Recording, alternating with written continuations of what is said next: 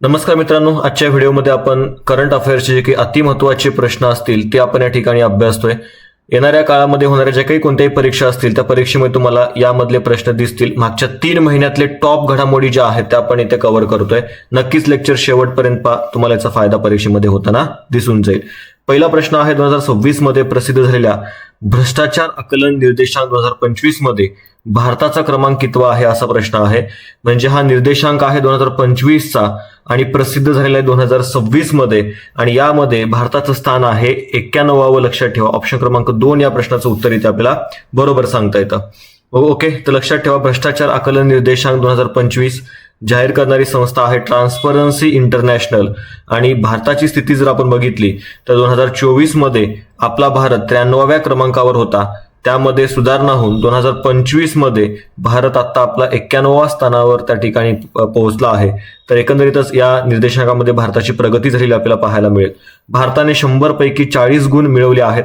जागतिक स्थितीचा विचार केला तर प्रथम क्रमांक आहे या यादीमध्ये डेन्मार्क. म्हणजे सर्वात कमी भ्रष्टाचार जर आपण बघितलं तो डेन्मार्कमध्ये होतो. तो मुद्दा लक्षात ठेवा. आणि शेवटचा क्रमांक आहे तो म्हणजे सोमालियाचा. सोमालियामध्ये सर्वाधिक भ्रष्टाचार होतो. जगात सर्वाधिक भ्रष्टाचार सोमालियामध्ये आणि सर्वात कमी कोण्या ठिकाणी तर लक्षात ठेवायचं मित्रांनो डेन्मार्क या देशामध्ये. पुढचा प्रश्न आहे गणिताचा नोबेल पुरस्कार ज्याला एबल पुरस्कार म्हणून सुद्धा ओळखलं जातं. तर त्या एबल पुरस्कार 2026 कोणाला प्रदान करण्यात आला असा प्रश्न आपल्या समोर आहे. तर उत्तर असेल गर्ड फल्टिंग्स यांना त्या ठिकाणी 2026 चा एबल पुरस्कार जो आहे तो देऊन त्यांचा सन्मान केलेला आहे. या पुरस्काराला काय म्हणून ओळखलं जातं मित्रांनो? गणिताचा नोबेल म्हणून ओळखलं जातं. हा भाग लक्षात ठेवा, यावर प्रश्न विचारला जाऊ शकतो. हेनले पासपोर्ट इंडेक्स 2026 मध्ये भारताचा क्रमांक कितवा आहे असा आपल्याला या ठिकाणी प्रश्न विचारला गेला. हेनले पासपोर्ट निर्देशांकावर आपल्याला सुद्धा प्रश्न परीक्षेमध्ये विचारले जातात. यामध्ये आपल्या भारताचं जे काही स्थान असणार आहे मित्रांनो ते स्थान असणार आहे 80वावं. ऑप्शन क्रमांक 2 या प्रश्नाचं उत्तर इथं आपल्याला बरोबर सांगता येतं. 2026 मध्ये या इंडेक्समध्ये भारताचं स्थान 80व त्या ठिकाणी आहे. 80व्या क्रमांकावर आपला भारत देश आहे. तो मुद्दा लक्षात ठेवा. थोडंसं एक्सप्लेनेशन आपण पाहूयात. भारताची स्थिती 2026च्या सुरुवातीला 80व्या क्रमांकावर आपला भारत जो देश आहे तो त्या ठिकाणी सांगता येतो. गेल्या वर्षीच्या 2025च्या 85व्या क्रमांकाच्या तुलनेत भारताने 5 स्थानांची सुधारणा जी आहे त्याच्यामध्ये केली होती. म्हणजे 2025 मध्ये आपलं जे काही स्थान आहे ते किती होतं? 85व स्थान होतं. आत्ता आपलं 2026 मध्ये आपण 80व्या क्रमांकावर आहोत. तो मुद्दा लक्षात ठेवा.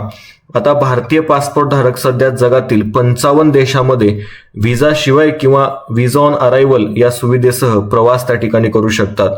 सिंगापूर जो काही देश आहे मित्रांनो हा जगातील सर्वात शक्तिशाली पासपोर्ट धारण करणारा देश ठरलेला आहे. या सिंगापूरला जवळपास 192 देशामध्ये व्हिसा मुक्त प्रवेश जे आहे ते करता येतं. ठीक आहे, तुम्हाला आपल्या भारताचं स्थान विचारलं जाईल आणि जगामध्ये कोणता देश प्रथम क्रमांकावर आहे पासपोर्ट निर्देशांकामध्ये ते विचारलं जाईल. तर सिंगापूर इथे लक्षात ठेवा. दुसरा क्रमांक लागतो तो म्हणजे जपान आणि दक्षिण कोरियाचा.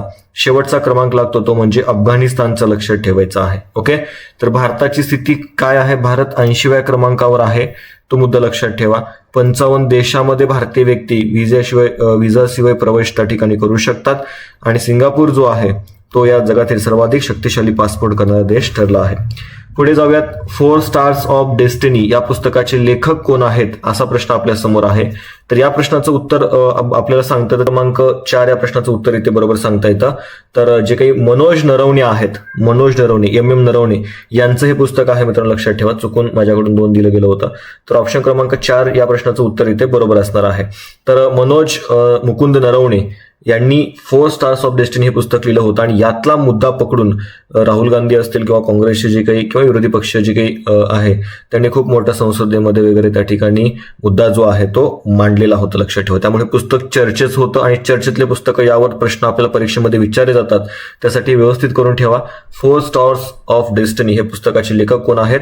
तर जनरल MM नरवणे आहेत. तो मुद्दा लक्षात ठेवण्याचा प्रयत्न करा. पुढे जाऊयात. फेब्रुवारी 2026 मध्ये बांगलादेशचे नवीन पंतप्रधान कोण झालेले आहेत? तर मित्रांनो, असे सुद्धा प्रश्न आपल्या परीक्षेमध्ये खूपदा विचारून झालेले आहेत. आपल्या शेजारील देशातले जे काही पंतप्रधान बनतात किंवा एखाद्या वेळेस जर आपण बघितलं निवडणुका तिथे पार पडतात, तर अशा वेळी तिथे प्रश्न विचारला जातो, कोणता पक्ष असेल किंवा कोणी पंतप्रधान बनला तर तारिक रहमान लक्षात ठेवा मित्रांनो. तारिक रहमान जे आहेत ते बांगलादेशचे नवीन पंतप्रधान त्या ठिकाणी बनलेले आहेत. सत्तेचं हस्तांतरण त्या ठिकाणी झालेलं आहे, तो मुद्दा लक्षात ठेवण्याचा प्रयत्न करा. पुढे जाऊयात. केंद्रीय गृहमंत्री अमित शहा यांनी भारताची पहिली सहकारी टॅक्सी सेवा भारत टॅक्सी कुठे सुरू केली आहे, असा प्रश्न आपल्या समोर आहे.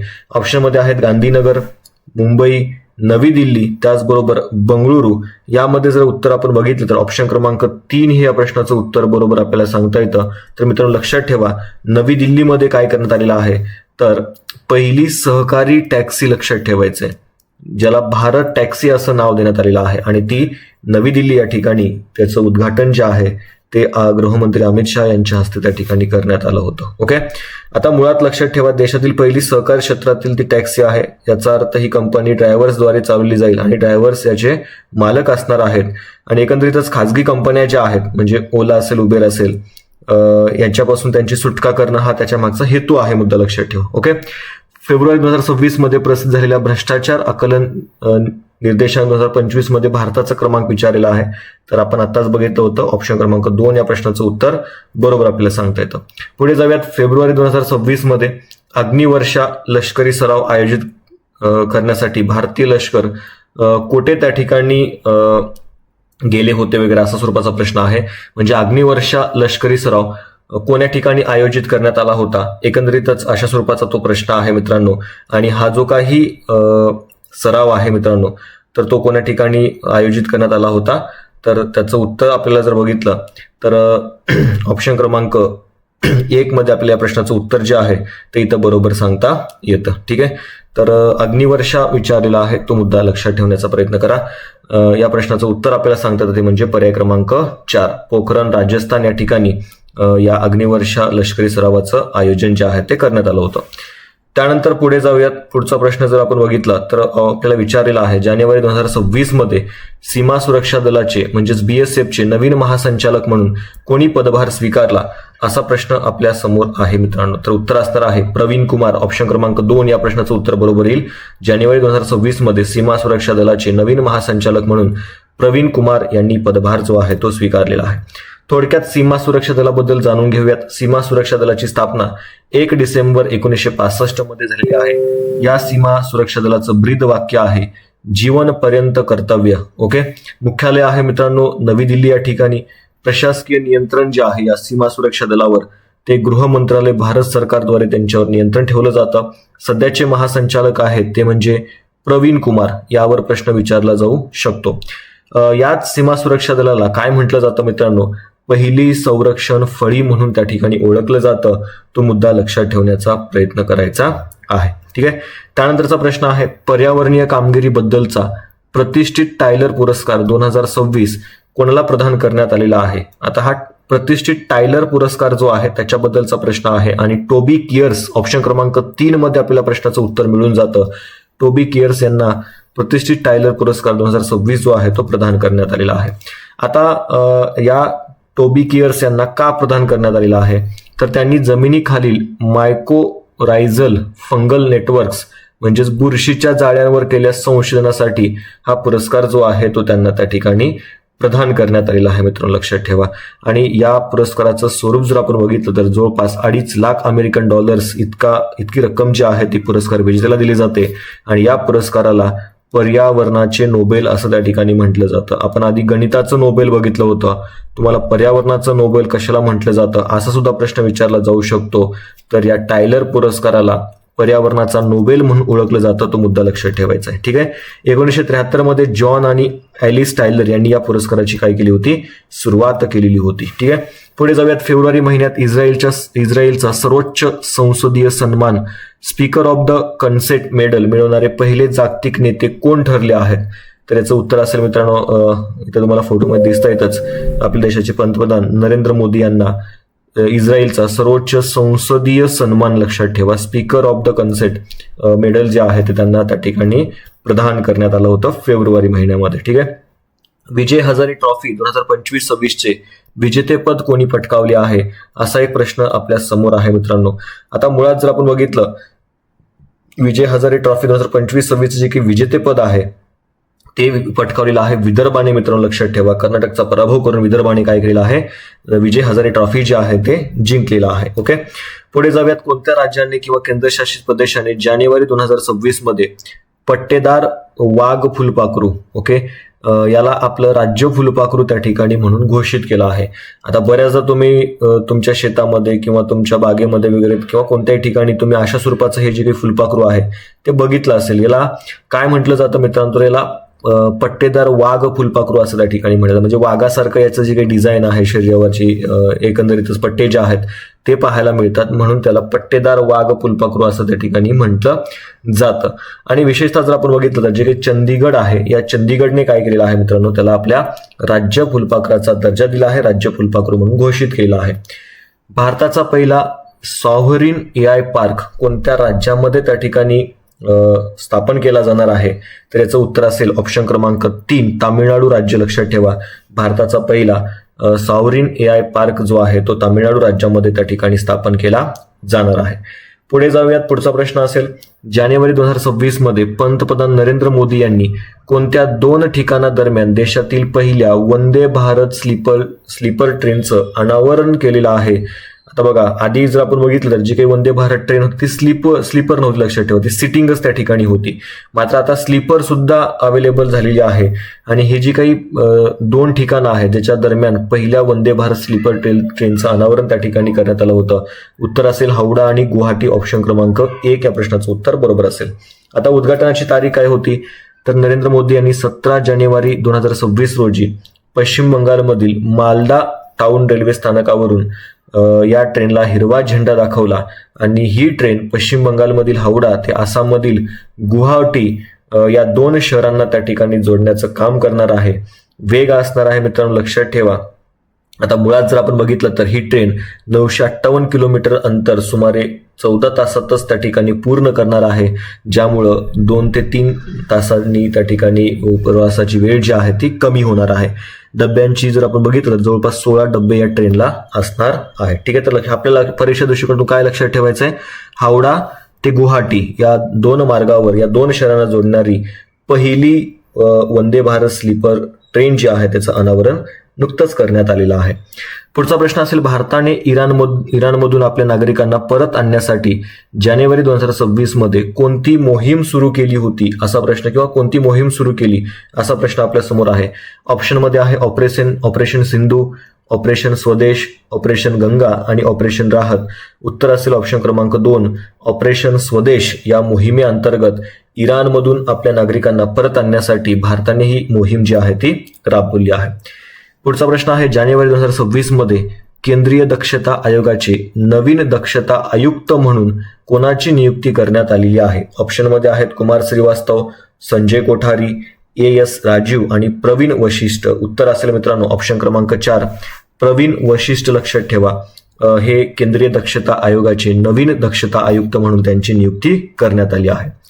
पुढचा प्रश्न सुद्धा महत्वाचा आहे, फेब्रुवारी 2026 मध्ये मणिपूरचे नवीन मुख्यमंत्री कोण झाले आहेत. ऑप्शनमध्ये आहेत यमुनाम खेमचंद सिंग, N बरेन सिंग, ओकराम इबोब सिंग, त्यानंतर कोथोंजम रणजित सिंग. आता या प्रश्नाचं उत्तर आपण बघितलं ऑप्शन क्रमांक 1 मध्ये या प्रश्नाचं उत्तर आपल्याला बरोबर सांगता येतं. युमनाम खेमचंद सिंग हे मणिपूरचे नवीन मुख्यमंत्री बनलेले आहेत.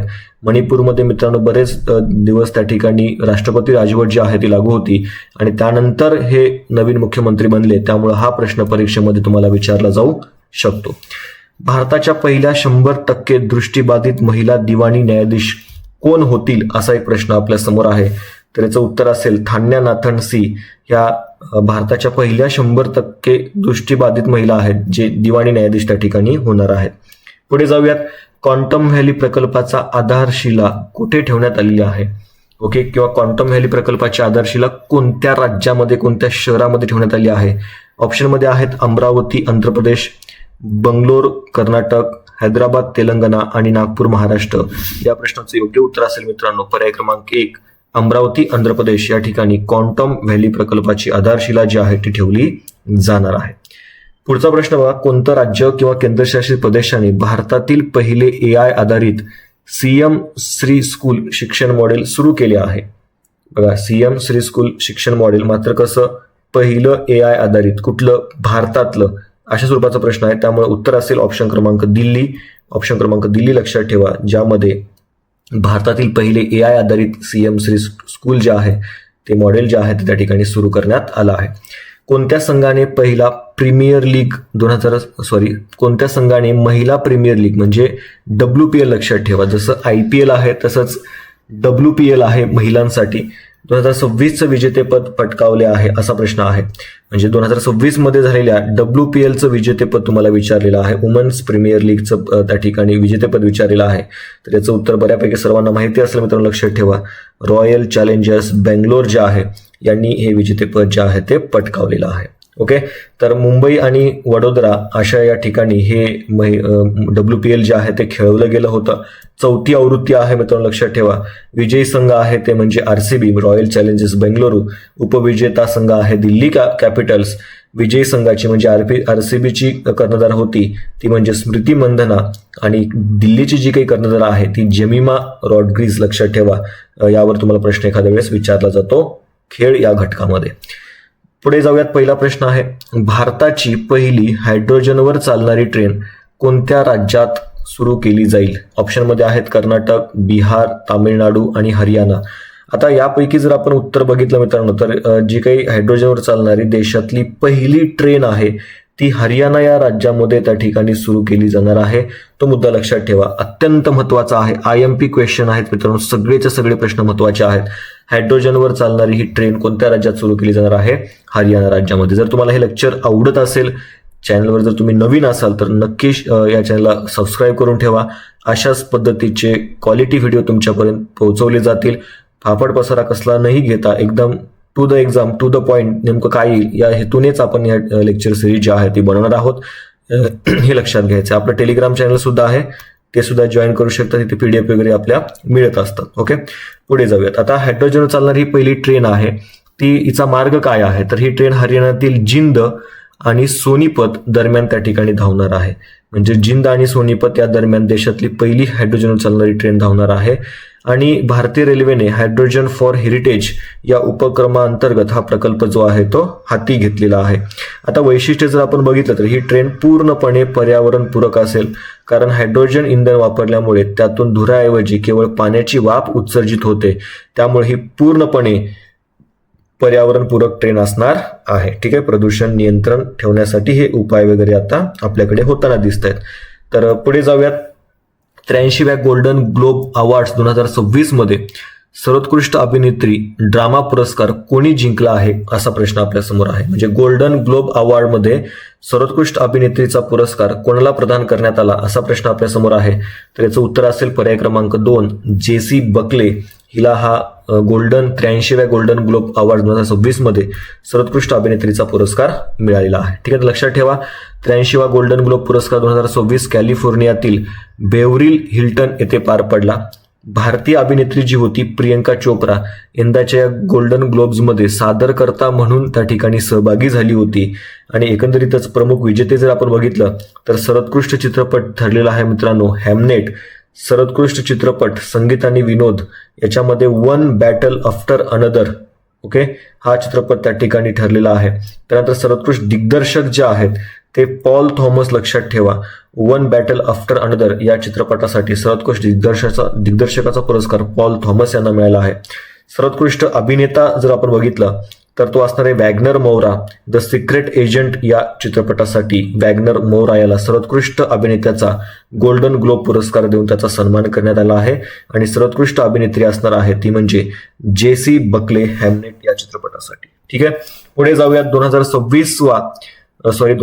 2025 साठीचा 60वा ज्ञानपीठ पुरस्कार कोणाला प्रदान करण्यात आला असा प्रश्न आपल्या समोर आहे मित्रांनो. नीलमणी फुकन, त्याचबरोबर ऑप्शनमध्ये आहेत विनोद शुक्ल, आर वैरामुथू, दामोदर मौजे. आता एकंदरीत जर आपण बघितलं तर या प्रश्नाचं उत्तर असणार आहे ऑप्शन क्रमांक 3. लक्षात ठेवा. आता एकंदरीत जर आपण बघितलं ज्ञानपीठ पुरस्काराच्या बाबतीत मित्रांनो तर याची सुरुवात जी आहे किंवा स्थापना जी आहे ती 1961 मध्ये त्या ठिकाणी झालेली होती. आणि या 2025 साठी जो काही 60वा ज्ञानपीठ पुरस्कार आहे तो विनोद शुक्ल यांना त्या ठिकाणी मिळाला आहे. ऑप्शन क्रमांक 2 या प्रश्नाचं उत्तर इथे बरोबर असणार आहे. ऑप्शन क्रमांक 2 लक्षात ठेवण्याचा प्रयत्न करा. 60वा ज्ञानपीठ पुरस्कार विनोद शुक्ल यांना त्या ठिकाणी प्रदान करण्यात आलेला आहे. आता ज्ञानपीठ पुरस्काराच्या बाबतीत जर आपण बघितलं तर भारतीय साहित्यातील हा सर्वोच्च सन्मान आहे. ओके, आणि साहित्य क्षेत्रासाठी दिला जाणारा एक महत्वाचा पुरस्कार आहे. या पुरस्काराची स्थापना 1961 पासून झाली होती, मात्र पहिला पुरस्कार 1965 मध्ये जी शंकर कुरूप यांना त्या ठिकाणी मिळालेला होता. 8व्या अनुसूचीतील 22 भाषा आणि इंग्रजीसाठी हा पुरस्कार जो आहे तो प्रदान करण्यात येतो. 2025चा 60वा ज्ञानपीठ पुरस्कार हिंदी साहित्यिक आहेत विनोद कुमार शुक्ला यांना त्या ठिकाणी तो प्रदान करण्यात आलेला आहे. आणि 59वा ज्ञानपीठ पुरस्कार 2024चा गुलजार आणि जगद्गुरू राम भद्राचार्य यांना त्या ठिकाणी मिळाला होता. तर तो मुद्दा लक्षात ठेवा मित्रांनो, आणि यावर प्रश्न परीक्षेमध्ये विचारला जातो म्हणजे जातो, त्यासाठी लक्षात ठेवायचे 60वा ज्ञानपीठ पुरस्कार 2025चा विनोद कुमार शुक्ल पर्याय क्रमांक 2 आणि 22 भाषा 8व्या अनुसूचीतल्या आणि इंग्रजी साठी त्या ठिकाणी हा पुरस्कार दिला जातो. तो मुद्दा लक्षात ठेवण्याचा प्रयत्न करा. 79व्या ब्रिटिश अकादमी फिल्म पुरस्कार सोहळ्यात सर्वोत्कृष्ट अभिनेत्याचा पुरस्कार कोणी जिंकला, म्हणजे बाफ्टा पुरस्कार जो आहे मित्रांनो लक्षात ठेवा, हा बाफ्टा पुरस्कार कोणी जिंकला असा प्रश्न आपल्या समोर आहे. तर रॉबर्ट अरमयो हा जो आहे याने 79व्या ब्रिटिश अकादमी फिल्म पुरस्कार सोहळ्यामध्ये सर्वोत्कृष्ट अभिनेत्याचा पुरस्कार जो आहे त्याने पटकावलेला आहे. पुढे जाऊयात. भारतातील पहिल्या म्युझिकल रोडचे उद्घाटन कोणत्या शहरात झाले? ऑप्शनमध्ये आहे मुंबई, सुरत, इंदोर आणि बेंगळूर. तर लक्षात ठेवा ऑप्शन क्रमांक 1 या प्रश्नाचं उत्तर बरोबर असेल. महाराष्ट्रातील मुंबई शहरामध्ये या म्युझिकल रोडचं उद्घाटन जे आहे ते करण्यात आलं होतं. म्हणजे रोडच्या जर आपण बघितलं तर इकडे अशा पद्धतीची रचना केली जाते ज्याच्यावरून गाडी ज्यावेळी जाते त्यावेळेस तिथून संगीत जे आहे ते येताना आपल्याला ऐकायला येतं. तो मुद्दा लक्षात ठेवा. आणि असा प्रयोग पहिला भारतातला मुंबईमध्ये करण्यात आलाय. खूप चर्चेमध्ये होता मित्रांनो हा सुद्धा प्रश्न, त्याच्यामुळे याच्यावर प्रश्न विचारला जाऊ शकतो. रणजी ट्रॉफी 2025-26 चे विजेतेपद कोणत्या संघाने पटकावलेलं आहे असा एक प्रश्न आपल्या समोर आहे. तर आता इथं प्रश्न आहे रणजी ट्रॉफी वर प्रश्न विचारलेला आहे. विजय हजारे वेगळी आहे आणि रणजी ट्रॉफी लक्षात ठेवा. तर उत्तर असेल ऑप्शन क्रमांक 2 जम्मू आणि काश्मीर. मित्र लक्षात ठेवायचं जम्मू आणि काश्मीरने रणजी ट्रॉफी जी आहे ती या ठिकाणी जिंकलेली आहे. विशेष काहीतरी झालेलं आहे त्यामुळे प्रश्न इथे विचारला जाऊ शकतो. पुढे जाऊयात. भारत पेट्रोलियम कॉर्पोरेशनने भारतातील पहिले 24/7 LPG ATM कुठे सुरू केले आहे? आता बघा, ज्यावेळेस आपल्याकडे पहिलं गोल्ड ATM असेल, पहिलं त्या ठिकाणी ट्रेनमधलं ATM असेल, असे प्रश्न आपल्याकडे विचारले गेलेले आहेत. त्यामुळे असा प्रश्न बनू शकतो की देशातलं पहिलं LPG ATM कुठे सुरू करण्यात आलेलं आहे? तर हरियाणामध्ये गुरुग्राम नावाचं जे काही ठिकाण आहे येथे देशातलं पहिलं म्हणजे 24/7 LPG ATM जे आहे ते हरियाणातील गुरुग्राम या ठिकाणी सुरू करण्यात आलेलं आहे. तो मुद्दा लक्षात ठेवा. पुढे जाऊयात. 98व्या अकादमी पुरस्कार सोहळ्यात सर्वोत्कृष्ट अभिनेत्याचा पुरस्कार कोणाला मिळाला? म्हणजे ऑस्कर सोहळा जो झालेला आहे 2026चा त्यामध्ये सर्वोत्कृष्ट अभिनेत्याचा पुरस्कार कोणाला मिळाला असं आपल्याला विचारलेलं आहे.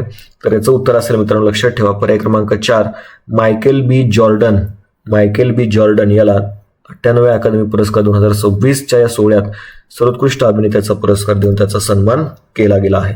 ज्यांना स्लो वाटत असेल तर ते तुम्ही थोडंसं याची स्पीड वाढवून सुद्धा लेक्चरची पाहू शकता जेणेकरून ते आणखी कमी वेळेमध्ये तुम्हाला अभ्यासायला मिळून जाईल. ठीक आहे.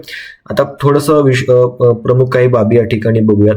सर्वोत्कृष्ट कास्टिंगचा जो काही अवॉर्ड आहे तो कॅसेंड्रा कुलुकुंडिस यांना त्या ठिकाणी मिळाला आहे. वन बॅटल आफ्टर अनदर या चित्रपटासाठी सर्वोत्कृष्ट कास्टिंगचा. सर्वोत्कृष्ट अभिनेता मायकल बी जॉर्डन. चित्रपट होता सिनर्स नावाचा. या चित्रपटातल्या त्याच्या भूमिकेला 2026चा सर्वोत्कृष्ट अभिनेत्याचा ऑस्कर पुरस्कार जो आहे तो मिळाला आहे. सर्वोत्कृष्ट अभिनेत्री जर आपण बघितली तर जेसी बकले. चित्रपट हॅमनेट लक्षात ठेवा. सर्वोत्कृष्ट दिग्दर्शक पॉल थॉमस अँडरसन. त्याचा चित्रपट होता वन बॅटल आफ्टर अनदर. सर्वोत्कृष्ट चित्रपट ठरलेला आहे तो सुद्धा वन बॅटल आफ्टर अनदर. यावर प्रश्न तुम्हाला विचारले जाऊ शकतात. IMP कंटेंट आहे, सगळं IMP कंटेंट आहे. व्यवस्थित 2-3 वेळा जरी तुम्ही नंतर बघितला व्हिडिओ तर ह्या सगळ्या बाबी क्लिअर होऊन जातील. 2026 मध्ये किती लोकांना पद्म पुरस्कार प्रदान करण्यात आला? ऑप्शनमध्ये आहेत 128, 122, 106 आणि 131. आता एकूण हे सगळे पद्म पुरस्कार जे आहेत ते कोणाला म्हणजे किती प्रदान करण्यात आलेले आहेत तर 2026 मध्ये 131 पुरस्कार जे आहेत, पद्म पुरस्कार जे आहेत ते प्रदान करण्यात आलेत. मग त्याच्यामध्ये पद्मश्री, पद्मभूषण, पद्मविभूषण अशी जे काही टोटल आहेत ते एकूण 131 जे आहेत ते पुरस्कार, पद्म पुरस्कार जे आहेत 2026 मध्ये लोकांना प्रदान करण्यात आलेले आहेत. फेब्रुवारी 2026 मध्ये केंद्रीय मंत्रिमंडळाने केरळ राज्याचे अधिकृत नाव बदलून काय ठेवण्याचा प्रस्तावाला मंजुरी दिली. बघा, नुकतंच केरळचं नाव बदललेलं होतं आणि तो प्रश्न सुद्धा किंवा तो मुद्दा सुद्धा चर्चेमध्ये होता की केरळचं नाव बदललं. तर मग काय केलेलं आहे? चेरालम, मल्याळम, केरळम आणि दक्षिणम. तर उत्तर असेल ऑप्शन क्रमांक 3. केरळचं नाव बदलून आता काय झालेलं आहे मित्रांनो? केरळम असं त्या ठिकाणी झालेलं आहे. पुढे जाऊयात. भारताचा सर्वोच्च शांतताकालीन शौर्य पुरस्कार म्हणजेच अशोक चक्र पुरस्कार जो आहे तो कोणाला प्रदान करण्यात आलेला आहे? तर ऑप्शनमध्ये आहेत मेजर अर्शदीप सिंग, शुभांशु शुक्ला, कर्नल सोफिया कुरेशी, ढोलेश्वर सुब्बा सिंग. तर या प्रश्नाचं उत्तर असेल ऑप्शन क्रमांक 2. शुभांशु शुक्ला यांना शांततेच्या काळातील जो काही सर्वोच्च शौर्य पुरस्कार आहे तो अशोक चक्र देऊन त्यांचा सन्मान जो आहे तो करण्यात आला आहे. ऑप्शन क्रमांक 2 ज्यांनी उत्तर दिले त्या सर्वांचं उत्तर बरोबर असेल. कोणता जिल्हा भारताचा पहिला बायो हॅप्पी जिल्हा बनणार आहे? बघा, बऱ्याचदा पहिलं वगैरे ज्यावेळेस असतं त्यावेळेस प्रश्न आपल्याला विचारले जातात. त्यासाठी असे प्रश्न व्यवस्थित करून जायचे जेणेकरून जर प्रश्न आलाच तर त्याचं उत्तर जे आहे तुम्हाला व्यवस्थितरित्या देता येईल. ठीक आहे. आता विचारलं काय, कोणता जिल्हा भारताचा पहिला काय बनलेला आहे? तर बायो हॅप्पी जिल्हा असं विचारलेलं आहे. तर केई पन्नीवर लक्षात ठेवा, अरुणाचल प्रदेश मधला हा जिल्हा आहे तो भारतातला पहिला बायो हॅप्पी जिल्हा त्या ठिकाणी बनलेला आहे. भारताचे सरन्यायाधीश सूर्यकांत यांनी देशातील पहिल्या पूर्णपणे कागदविरहित जिल्हा न्यायालयाचे आभासी उद्घाटन कुठे केले आहे असा प्रश्न आपल्या समोर आहे. तर या प्रश्नाचं उत्तर असेल ऑप्शन क्रमांक 4 वायनाड, केरळ. लक्षात ठेवा मित्रांनो, पर्याय क्रमांक 4. भारताचे सरन्यायाधीश जे आहेत सूर्यकांत यांनी देशातील पहिल्या पूर्णपणे कागदविरहित जिल्हा न्यायालयाचे उद्घाटन केलं आहे केरळमधील वायनाड या ठिकाणी. लक्षात ठेवा. पुढे जाऊयात. बजाज पुणे ग्रँड टूर 2026 चे सदिच्छा दूत म्हणून कोणाची नियुक्ती करण्यात आली आहे असा प्रश्न आपल्या समोर होता. विराट कोहली, त्यानंतर महेंद्रसिंग धोनी, सचिन तेंडुलकर आणि आपल्या समोर आहे अभिनव बिंद्रा. उत्तर असेल मित्रांनो महेंद्रसिंग धोनी. पर्याय क्रमांक 2 या प्रश्नाचं उत्तर इथे आपल्याला बरोबर सांगता येतं. आता ही जी काही बजाज पुणे ग्रँड टूर आहे ती महाराष्ट्रामध्ये खूप गाजलेली होती. लक्षात ठेवा.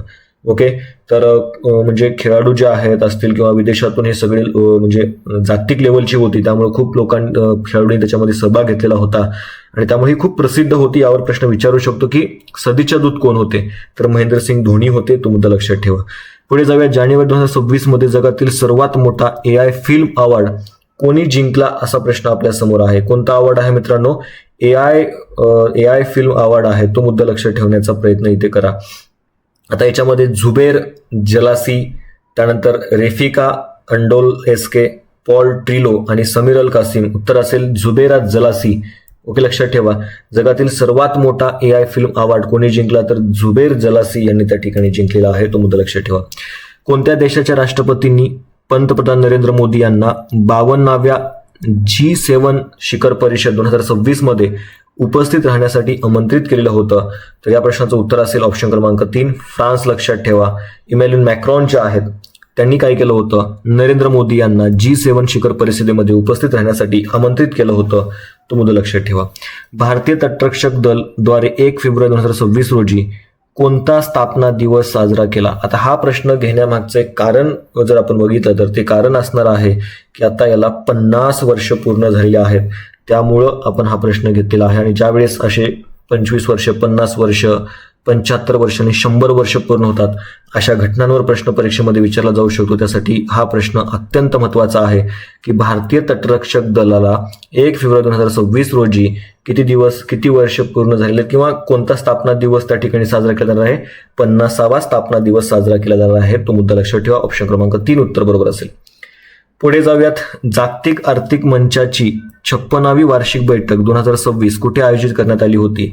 तर उत्तर असेल ऑप्शन क्रमांक 1 दावोस, स्वित्झर्लंड या ठिकाणी 56वी वार्षिक बैठक जागतिक आर्थिक मंचाची आयोजित करण्यात आली होती. आपल्या देशाची म्हणजे आपल्या देशातून जर आपण बघितलं प्रत्येक राज्याचे जे काही मंत्री असतील किंवा मुख्यमंत्री असतील ते त्या ठिकाणी जातात आणि जागतिक गुंतवणूक जी आहे ते आपल्या राज्यामध्ये आणण्याचा प्रयत्न करतात आणि आपल्या महाराष्ट्राकडून देवेंद्र फडणवीस हे त्या ठिकाणी या दावोस या ठिकाणी गेलेले होते. 2026 मध्ये होणाऱ्या फिफा विश्वचषकाच्या 23व्या आवृत्तीचे यजमानपद कोणता देश भूषवणार आहे? आता फिफा जो काही हा विश्वचषक आहे त्याचं यजमानपद कॅनडा, मेक्सिको आणि USA या सर्व देशांकडे आहे. त्यामुळे उत्तर असेल ऑप्शन क्रमांक 4. म्हणजे 3 देश मिळून काय करणार आहेत तर या फिफा विश्वचषकाचं आयोजन जे आहे, यजमानपद जे आहे ते त्यांनी स्वीकारलेलं आहे. 26 जानेवारी 2026 रोजी भारताने आपला कितवा प्रजासत्ताक साजरा केला? असा पुढचा प्रश्न आपल्या समोर आहे मित्रांनो. तर एकंदरीत जर आपण बघितलं तर अशा स्वरूपाचे सुद्धा प्रश्न जे आहेत ते खूपदा आपल्याला परीक्षेमध्ये विचारले गेलेले आहेत की भारताचा जो काही प्रजासत्ताक दिन आहे तो कितवा आहे, त्याला प्रमुख पाहुणे कोण उपस्थित होते वगैरे असे प्रश्न आपल्याला इथे विचारले जातात. तर आता 26 जानेवारी 2026 रोजी भारताने 77वा प्रजासत्ताक दिन जो आहे तो साजरा केला होता आणि यावर्षी प्रमुख पाहुणे जे आहेत ते प्रथमच युरोपियन युनियनचे 2 सर्वोच्च नेते एकत्र त्या ठिकाणी प्रमुख पाहुणे म्हणून आलेले होते. त्यामुळे पैकी उर्सुला वॉन डेर लेन लक्षात ठेवा, युरोपियन कमिशनच्या अध्यक्षा आणि अँटोनिया कोस्टा युरोपियन काउन्सिलचे ते अध्यक्ष होते लक्षात ठेवा. ओके, तर हे युरोपियन युनियनचे 2 महत्वाचे नेते जे आहेत ते प्रमुख पाहुणे म्हणून त्या ठिकाणी आले होते. आणि यावर्षी आपल्या वंदे मातरमला सुद्धा 150 वर्ष पूर्ण झालीत आणि तो विषय सुद्धा इथे महत्वाचा लक्षात घ्यायचा आहे. ठीक आहे, त्यानंतर जाऊयात कोणत्या संघाने ICC पुरुष T20 विश्वचषक 2026 विजेतेपद त्या ठिकाणी पटकावलेलं आहे? तर याचं उत्तर असेल मित्रांनो आपला भारत देश. आपल्या भारताने T20 वर्ल्ड कप जो आहे तो जिंकलेला आहे. पर्याय क्रमांक 1 या प्रश्नाचं उत्तर बरोबर आहे. कर्णधार होता सूर्यकुमार यादव. याआधी भारताने हा करिश्मा कधी केला होता तर 2007 मध्ये सुद्धा आपण जो काही हा T20 वर्ल्ड कप जो आहे तो जिंकला होता. त्यानंतर 2024 मध्ये रोहित शर्मा, 2007 मध्ये महेंद्रसिंग धोनी आणि 2026 मध्ये सूर्यकुमार यादव लक्षात ठेवा यांच्या कर्णधार असताना आपण हे वर्ल्ड कप जे आहे ते जिंकलेले होते. विजयी संघ होता 2026चा भारत आणि बक्षिसाची रक्कम जवळपास 27 कोटी रुपये लक्षात ठेवा. उपविजेता होता न्यूझीलंड आणि त्यांना जवळपास 14 कोटी रुपये त्या ठिकाणी विजेत्याला बक्षीस जे आहे ते मिळालं होतं. अंतिम सामन्यातला जो काही सामनावीर ठरला होता तो जसप्रीत बुमराह. स्पर्धेमध्ये सर्वोत्कृष्ट खेळाडू कोण ठरलाय? संजू सॅमसन लक्षात ठेवा. यजमान देश कोणते होते? भारत आणि श्रीलंका या 2 देशांनी ही स्पर्धा जी आहे ती भरवलेली होती. स्पर्धेचा सदिच्छा दूत कोण होता तर रोहित शर्मा होता आणि भारतीय संघाचा कर्णधार होता सूर्यकुमार यादव. ठीक आहे, पुढे जाऊयात. ऑस्ट्रेलियन ओपन 2026 या टेनिस ग्रँड स्लॅम मध्ये महिला एकेरीचे विजेतेपद कोणी पटकावले आहे किंवा कोणी जिंकले आहे असा एक प्रश्न आपल्या समोर आहे. तर उत्तर असेल एलेना रायबाकिना. ओके, ऑप्शन क्रमांक 3 मध्ये उत्तर मिळून जाईल. एलेना रायबाकिना हिने ऑस्ट्रेलियन ओपन 2026चं टेनिस ग्रँड स्लॅम मध्ये महिला एकेरीचे विजेतेपद जे आहे ते पटकावलेलं आहे. आता याच्याबद्दल काही जाणून घेऊयात. ऑस्ट्रेलियन ओपन 2026 बद्दल मेलबर्न लक्षात ठेवायचं शहर येथे झालेल्या ऑस्ट्रेलियन ओपन 2026च्या महिला एकेरीच्या अंतिम सामन्यात कझाकस्तानच्या एलेना रायबाकिनाने जागतिक क्रमवारीत अव्वल असलेल्या आयराना साबालेंका हिचा पराभव करून विजेतेपद पटकावलेला आहे. आता एकंदरीत जर आपण बघितलं पुरुषांच्या बाबतीत जर विचार केला तर पुरुष दुहेरीचं विजेतेपद ख्रिश्चियन हॅरिसन आणि नील स्कुप्स्की यांना त्या ठिकाणी मिळालेलं आहे. महिला दुहेरीचं विजेतेपद ऑस्ट्रेलियन ओपनचं एलिसा मर्ट्स आणि झांगा शिवाई यांना त्या ठिकाणी मिळालं आहे. मिश्र दुहेरीचं विजेतेपद ऑलिव्हिया गेडकी आणि जॉन पियर्स ऑस्ट्रेलियाचे यांना त्या ठिकाणी याचं विजेतेपद मिळालेलं आहे. पुढे जाऊयात. पाटणा पक्षी अभयारण्य उत्तर प्रदेश आणि चारीधांड असे वेगळे उत्तर आहेत गुजरात यांना रामसर पाणथळ जागा म्हणून घोषित करण्यात आले आहे. त्यामुळे भारतातील रामसर स्थळांची एकूण संख्या किती झाली आहे असा प्रश्न एक आपल्या समोर आहे मित्रांनो, लक्षात ठेवा. आता मुळात जर आपण बघितलं तर ह्या 2 अभयारण्य किंवा 2 रामसर स्थळांची याच्यामध्ये नोंद झाल्यानंतर आता भारतामध्ये एकूण 98 रामसर स्थळं आहेत. म्हणजे एप्रिल 2026 पर्यंत तरी याच्यामध्ये किती आहेत मित्रांनो तर 98 आहेत. कारण की हे सतत बदलत असतं, लक्षात ठेवायची संख्या जी आहे आकडेवारी जी आहे ती बदलत असते. त्यामुळं एप्रिल 2026 नुसार हे 2 पाटणा पक्षी अभयारण्य आणि चारीधाम हे 2 रामसर स्थळं जे आहेत ते ऍड झाल्यामुळे भारतामध्ये एकूण रामसर स्थळांची संख्या 98 झाली आहे. तो मुद्दा लक्षात ठेवा. ठीक आहे. 2 फेब्रुवारी 1971 रोजी इराणमधील रामसर या शहरात या करारावर स्वाक्षऱ्या झाल्या आणि म्हणून 2 फेब्रुवारी हा दिवस जागतिक पाणथळ दिवस म्हणून आपल्याकडे साजरा केला जातो. सर्वात जास्त रामसर स्थळे असलेले राज्य आहे ते म्हणजे तामिळनाडू, जिथे 16 रामसर स्थळं आहेत मित्रांनो, लक्षात ठेवा. त्यानंतर दुसरा क्रमांक लागतो तो म्हणजे उत्तर प्रदेशचा. आपल्या महाराष्ट्राच्या बाबतीत विचार केला तर महाराष्ट्रामध्ये 3 रामसर स्थळं आहेत. त्यापैकी नांदूर मधमेश्वर हे महाराष्ट्रातलं पहिलं रामसर स्थळ आहे, जे की नाशिकमध्ये आहे, ज्याला महाराष्ट्राचे भरतपूर असं सुद्धा त्या ठिकाणी म्हटलं जातं. पक्षी अभयारण्य लक्षात ठेवा, हे पहिलं काय ठरलेलं आहे, रामसर स्थळ ठरलेलं आहे. दुसरं आहे लोणार सरोवर किंवा लोणार जो काही बुलढाणा इथलं जे काही खाऱ्या पाण्याचं सरोवर आहे, हे आपलं रामसर स्थळ दुसरं होतं. आणि ठाणे खाडी लक्षात ठेवा, ठाण्यामध्ये जिथे विदेशी पक्षी जे आहेत, फ्लेमिंगो वगैरे जे आहेत, ते त्या ठिकाणी तिथं मोठ्या प्रमाणामध्ये येतात. आणि ही महाराष्ट्रात आतापर्यंत जर आपण बघितलं तर 3 रामसर स्थळं त्या ठिकाणी आहेत. इंदिरा गांधी शांती पुरस्कार 2025 कोणाला प्रदान केला जाईल असा प्रश्न एक आपल्या समोर आहे. या प्रश्नाचं उत्तर असेल ग्रासा माशेल. लक्षात ठेवा, ऑप्शन क्रमांक 2 ज्यांनी या प्रश्नाचं उत्तर दिलं असेल त्या सर्वांचं उत्तर बरोबर आहे. 2025चा इंदिरा गांधी शांती पुरस्कार ग्रासा माशेल यांना त्या ठिकाणी दिला जाणार. इंदिरा गांधी शांता पुरस्काराच्या बाबतीत थोडक्यात जाणून घेऊयात. तर विजेता आहेत ग्रासा माशेल. देश आहे त्यांचा मोझांबिक नावा जो काही देश आहे त्या देशाच्या ग्रासा माशेल आहेत. मानवाधिकार कार्यकर्ते आहेत, लक्षात ठेवा. शिक्षण, आरोग्य, महिला आणि मुलांच्या हक्कांसाठी त्यांनी जे काही केलेलं कार्य आहे त्या कार्यासाठी त्यांना 2025चा इंदिरा गांधी शांती पुरस्कार नुकताच प्रदान करण्यात आलेला आहे. त्यासाठी हा प्रश्न आपण इथे घेतलेला आहे. निवड समिती शिवशंकर मेनन यांच्या अध्यक्षतेखालील ज्युरीने याची निवड केली. त्या मोझांबिक आणि दक्षिण आफ्रिका या अशा 2 देशांच्या फर्स्ट लेडी सुद्धा होत्या. पुरस्काराची रक्कम आहे 1 कोटी रुपये आणि मानचिन्ह. ठीक आहे, तर तो मुद्दा लक्षात ठेवा. तर पुढे जाऊयात मित्रांनो. केंद्रीय गृह मंत्रालयाने जनगणना 2027 साठी राष्ट्रीय ब्रँड अँबॅसेडर म्हणून कोणाची नियुक्ती केली आहे असा प्रश्न आपल्या समोर आहे. तर हा सुद्धा प्रश्न तितकाच महत्वाचा आहे मित्रांनो, लक्षात ठेवा. कारण की यावर आपल्याला प्रश्न यावर्षी विचारले जाईल किंवा इथून पुढे बरेच वर्ष विचारले जाईल. तर सुदर्शन पटनायक, ऑप्शन क्रमांक 1 लक्षात ठेवा. केंद्रीय गृह मंत्रालय 2027च्या जनगणनेसाठी राष्ट्रीय ब्रँड अँबॅसेडर म्हणून कोणाची नियुक्ती केली होती?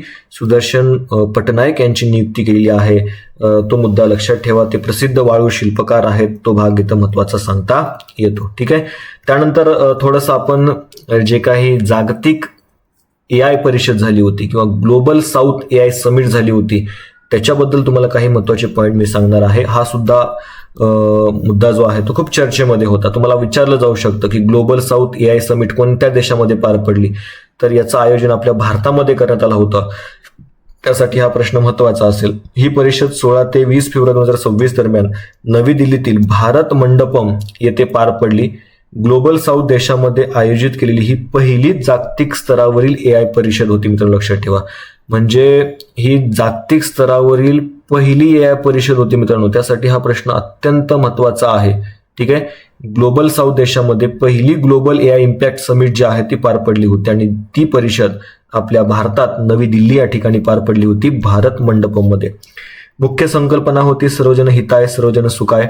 मार्गदर्शक तत्वे जर आपण बघितलं, ही परिषद लोक, ग्रह आणि प्रगती या 3 स्तंभावर त्या ठिकाणी आधारित होती. या परिषदेत 100 पेक्षा जास्त देशाचे प्रतिनिधी, 50हून अधिक आंतरराष्ट्रीय मंत्री, फ्रान्सचे राष्ट्राध्यक्ष इमॅन्युएल मॅक्रॉन यांच्यासह अनेक जागतिक नेत्यांनी याच्यामध्ये काय केला होता? सहभाग जो आहे तो घेतलेला होता. त्यासाठी हे अत्यंत महत्वाचं आहे. याला सुद्धा IMP मध्ये करून ठेवा, प्रश्न विचारला जाऊ शकतो. ठीक आहे. जागतिक आनंदी अहवाल 2026 नुसार 147 देशांच्या यादीत भारताचा क्रमांक कितवा आहे असा प्रश्न आपल्या समोर आहे मित्रांनो. तर या प्रश्नाचं जर उत्तर आपण बघितलं तर आता विचारलं काय, जागतिक आनंदी अहवाल 2025 मध्ये भारत कितव्या क्रमांकावर आहे?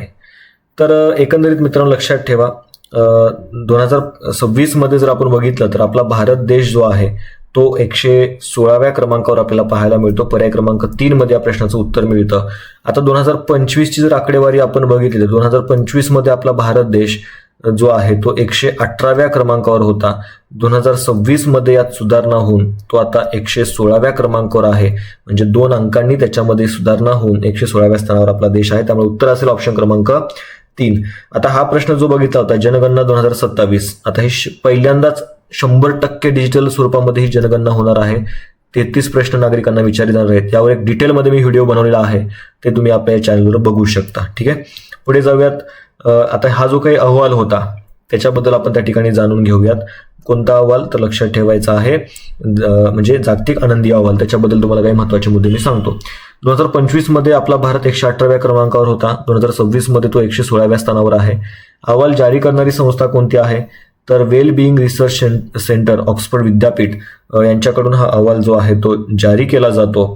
सर्वात आनंदी देश जर विचारलं तुम्हाला तर फिनलंड लक्षात ठेवा. सलग 9व्या वेळी हा जगातील सर्वात आनंदी देश ठरलेला आहे. म्हणजे सलग या यादीमध्ये हा देश असा आहे, सलग 9 वेळा तो काय ठरलेला आहे, अव्वल ठरलेला आहे, जगातील सर्वात आनंदी देश ठरलेला आहे. आता सगळ्यात तळाचा देश कोणता आहे तर अफगाणिस्तान लक्षात ठेवा. 147व्या क्रमांकासहित यादीत सर्वात शेवटी कोण आहे तर हा अफगाणिस्तान आहे.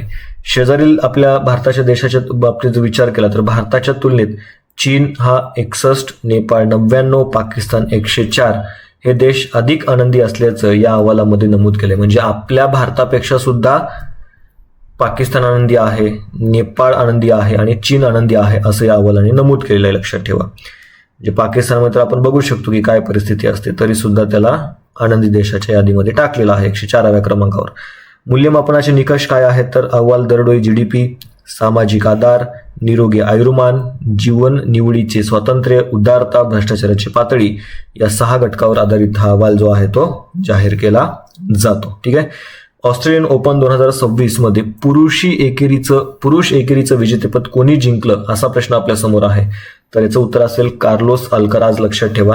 या कार्लोस अल्कराजने ऑस्ट्रेलियन ओपन 2026 मध्ये पुरुष एकेरीचं विजेतेपद जे आहे ते पटकावलेलं आहे. ऑस्ट्रेलियन ओपन 2026 बद्दल आत्ताच आपण बघितलेलं होतं, म्हणजे त्याच्याबद्दल डिटेल मागेच सुद्धा आपण त्या ठिकाणी डिस्कस केलं होतं. कारकीर्द ग्रँड स्लॅम लक्षात ठेवा. या विजयामुळे अल्कराजने वयाच्या अवघ्या 22व्या वर्षी करिअर ग्रँड स्लॅम पूर्ण करण्याचा पराक्रम त्याने त्या ठिकाणी केलाय. म्हणजे 4ही प्रमुख ग्रँड स्लॅम स्पर्धा जिंकणारा तो एक महत्वाचा एक खेळाडू जो आहे तो ठरलेला आहे आणि ते त्याने अवघ्या 22व्या वर्षी करून दाखवलेला आहे. ठीक आहे. आणि असा पराक्रम करणारा तो जगातील सर्वात तरुण खेळाडू ठरलेला आहे. म्हणजे 4 प्रमुख ग्रँड स्लॅम स्पर्धा असतात, त्या 4च्या 4 त्याने जिंकल्या आणि अशा पद्धतीने तो सर्वात तरुण त्या ठिकाणी खेळाडू ठरलेला आहे ज्याने हे 4ही ग्रँड स्लॅम स्पर्धा ज्या आहेत ते जिंकलेत. विजेतेपद आता जर बघितलं तर अल्कराजचे हे पहिले ऑस्ट्रेलियन ओपन आणि एकूण 7वे ग्रँड स्लॅम विजेतेपद आहे. महिला एकेरी गटामध्ये कझाकिस्तानचे आपण बघितलं होतं एलिना रायबाकिना हिने विजेतेपद पटकावलेलं होतं. 2025 मध्ये जॅनिक सिनरने विजेतेपद पटकावलं होतं आणि 2016-26 जो काही उपविजेता आहे तो आहे नोवाक जोकोविच. या नोवाक जोकोविचचा पराभव करून हा जो काही आपला एकंदरीत आपण बघितलं अल्कराज जो आहे त्या अल्कराजने हे विजेतेपद पटकावलेलं होतं. ठीक आहे. पुढचा प्रश्न आहे भूविज्ञानाची नोबेल म्हणून ओळखले जाणारा क्राफ्टफोर्ड पुरस्कार 2026 कोणत्या भारतीय वंशाच्या शास्त्रज्ञाला प्रदान करण्यात आलेला आहे. आता भूविज्ञानाचं नोबेल आहे. ओके. याआधी सुद्धा आपण बरेचशा असे तुलनात्मक वाले बघितले होते. गणिताचा नोबेल बघितला होता, पर्यावरणाचा नोबेल बघितलेला होता. आता भूविज्ञानाचा नोबेल आहे ज्याला क्राफ्टफोर्ड पुरस्कार म्हणून ओळखलं जातं. तो कोणाला प्रदान करण्यात आला असा प्रश्न इथे तुम्हाला इथं विचारला गेलेला आहे. आता एकंदरीत जर आपण बघितलं मित्रांनो तर वीरभद्रन रामनाथन यांना हा पुरस्कार जो आहे तो प्रदान करण्यात आला. पर्याय क्रमांक 1 या प्रश्नाचं उत्तर बरोबर आहे. क्राफर्ड पुरस्कार जो आहे त्याच्याबद्दल जाणून घ्या. भूविज्ञान या क्षेत्रासाठी देण्यात आलेला येणारा हा पुरस्कार आहे. क्रॉफर्ड पुरस्कार दरवर्षी वेगळ्या क्षेत्रांसाठी म्हणजे खगोल, गणित, भूविज्ञान, जीवशास्त्र या चक्राकार पद्धतीने हा पुरस्कार दिला जातो. म्हणजे एक वर्षी तो खगोलशास्त्रासाठी, एका वर्षी गणितासाठी, एका वर्षी तो भूविज्ञानासाठी, म्हणजे अशा पद्धतीने तो चक्रात्मक दिला जातो. तो मुद्दा लक्षात ठेवा. यावर्षी भूविज्ञानासाठी तो दिला गेला आहे, पुढच्या वर्षी तो जीवशास्त्रासाठी त्या ठिकाणी दिला जाईल. वीरभद्रन रामनाथन यांनी हवामान बदल, वातावरणातील प्रदूषण, एअर पोल्युशन याचा पृथ्वीच्या तापमानावर होणारा परिणाम यावर केलेल्या मूलभूत संशोधनासाठी त्यांना हा पुरस्कार देऊन त्यांचा गौरव जो आहे तो करण्यात आलेला आहे. पुढे जाऊयात. फेब्रुवारी 2026 मध्ये भारत आणि कोणत्या देशादरम्यान खंजर 13 या संयुक्त लष्करी सरावाची 13वी आवृत्ती आयोजित करण्यात आली होती असा प्रश्न आपल्या समोर आहे. तर या प्रश्नाचं उत्तर असेल किर्गिस्तान. पर्याय क्रमांक 4 ज्यांनी उत्तर दिलं असेल त्या सर्वांचं बरोबर असेल. ठीक आहे. फेब्रुवारी 2026 मध्ये भारत आणि किर्गिस्तान यांच्यामध्ये खंजर 13 या संयुक्त लष्करी सरावाचं आयोजन जे आहे ते करण्यात आलेलं होतं. आता हा सराव किर्गिस्तानमधील बलाकची येथील एडलवाईज ट्रेनिंग सेंटरमध्ये पार पडला. उद्देश आहे दहशतवाद विरोधी कारवाया, डोंगराळ प्रदेशातील युद्ध कौशल्य आणि दोन्ही देशांच्या सैन्यामध्ये समन्वय वाढवणं या हेतूने ही सराव जो आहे तो घेतला जो लक्षात ठेवा. भारत आणि किर्गिस्तान दरम्यान खंजर सरावाची सुरुवात 2011 मध्ये त्या ठिकाणी झाली होती. पुढचा प्रश्न आहे आर्थिक वर्ष 2026-27 मध्ये ज्येष्ठांसाठी समर्पित अर्थसंकल्प जाहीर करणारे भारतातील पहिले राज्य कोणते ठरले आहे. आता या प्रश्नाचं उत्तर असेल ऑप्शन क्रमांक 2 मध्ये केरळ. लक्षात ठेवा मित्रांनो, 2026-27 मध्ये ज्येष्ठांसाठी समर्पित अर्थसंकल्प जाहीर करणारं भारतातलं पहिलं म्हणलं की प्रश्न एखाद्या वेळेस विचारला जाऊ शकतो, त्यासाठी महत्वाचा आहे. तर केरळ पर्याय क्रमांक 2 उत्तर बरोबर असेल. पुढे जाऊयात. 79व्या बाफ्टा चित्रपट पुरस्कार 2026 मध्ये सर्वोत्कृष्ट बाल आणि कौटुंबिक चित्रपट पुरस्कार जिंकणारा पहिला भारतीय किंवा मणिपुरी चित्रपट कोणता ठरला आहे. आता या प्रश्नाचं उत्तर असेल ऑप्शन क्रमांक 2 बुंग असे लक्षात ठेवा. ओके, तर बुंग नावा जो काही चित्रपट आहे तो मणिपूरचा चित्रपट आहे आणि या चित्रपटाने 79व्या बाफ्टा चित्रपट पुरस्कार 2026 मध्ये सर्वोत्कृष्ट बाल आणि कौटुंबिक चित्रपट पुरस्कार जिंकणारा पहिला भारतीय. ओके, ऑप्शन क्रमांक 2 महत्वाचं असणार आहे. ओके, आता या चित्रपटाबद्दल जर आपण बघितलं, या चित्रपटाचं दिग्दर्शन निनिमा मेतेई यांनी केलं आहे. हा चित्रपट मणिपूरमधील एका लहान मुलाच्या म्हणजे बुंग कथेवर, बुंग नावाचं त्याचं नाव आहे, त्याच्या कथेवर आधारित आहे, जो आपल्या हरवलेल्या वडिलांना शोधण्यासाठी प्रवासाला निघतो.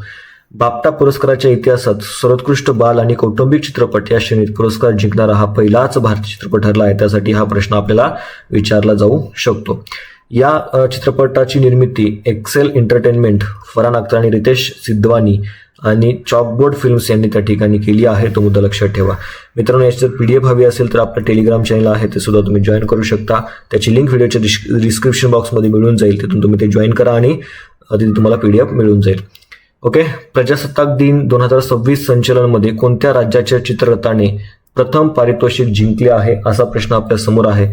उत्तर असेल ऑप्शन क्रमांक 2 आपला महाराष्ट्र. लक्षात ठेवा मित्रांनो, आपल्या महाराष्ट्राने काय केलं आहे तर 2026च्या प्रजासत्ताक दिनानिमित्त जे काही संचलन असतं त्या संचलनामध्ये महाराष्ट्राच्या चित्ररथाने हा पुरस्कार जो आहे तो जिंकलेला आहे. आता थोडंसं या चित्ररथाबद्दल आपण जाणून घेऊयात. महाराष्ट्राच्या चित्ररथाचा विषय काय होता तर गड किल्ले, महाराष्ट्राचे वैभव हा त्या ठिकाणी या वर्षीचा विषय होता आणि यामध्ये शिवकालीन किल्ल्याचे स्थापत्य आणि महत्त्व दर्शवण्यात आलं होतं. ठीक आहे, आणि त्यानुसार या वर्षीचा हा पुरस्कार आपल्या महाराष्ट्र राज्याला मिळालेला आहे. आता या वर्षीच नाही तर 2025 सुद्धा मिळाला, 2026 सुद्धा मिळालं. लक्षात ठेवा, प्रथम क्रमांक होतं महाराष्ट्र, दुसऱ्या क्रमांकावर उत्तर प्रदेश ज्यामध्ये अयोध्या धाम याचं चित्ररथ जे आहे ते तयार करण्यात आलं होतं. तृतीय क्रमांक गुजरात. लक्षात ठेवा, धोरडो हे पर्यटन गाव जे आहे ते साकारण्यात आलं होतं. आता या 2026च्या चित्ररथाबद्दल एक विशेषता जर आपण बघितलं, महाराष्ट्राने सलग दुसऱ्या वर्षी प्रथम क्रमांक पटकावलाय. म्हणजे 2025 आणि 2026 सलग दुसऱ्या वर्षी प्रथम क्रमांक पटकावून एक विक्रम प्रस्थापित केला आहे. 2025 मध्ये 3.5 शक्तिपीठे या विषयाला प्रथम पुरस्कार जो आहे तो मिळाला होता. तो मुद्दा लक्षात ठेवायचा आहे. ठीक आहे, भारतीय हवाई दलाचा सर्वात मोठा हवाई सराव वायू शक्ती 2026 कोठे आयोजित करण्यात आला होता असा प्रश्न आपल्या समोर आहे. उत्तर काय असणार आहे मित्रांनो या प्रश्नाचं तर लक्षात ठेवा, जैसलमेर राजस्थान या ठिकाणी भारतीय हवाई दलाचा सर्वात मोठा हवाई सराव वायू शक्ती 2026 जैसलमेर या ठिकाणी तो आयोजित करण्यात आला होता. तो मुद्दा लक्षात ठेवायचा. ठीक आहे, जैसलमेर जवळ चांदन फील्ड फायरिंग रेंज या ठिकाणी तो पार पडला. यात भारतीय हवाई दलाचे Rafale, Sukhoi 13, MKI, Mirage 2000, Tejas आणि प्रचंड हेलिकॉप्टर यासह सुमारे 150हून अधिक विमानांनी आपली ताकद दाखवली.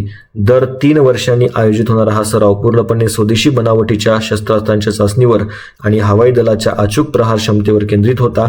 याला प्रमुख पाहुणे हे भारताचे राष्ट्रपती आणि तिन्ही दलाचे सरसेनापती त्या ठिकाणी उपस्थित होते. तो मुद्दा लक्षात घ्यायचा आहे.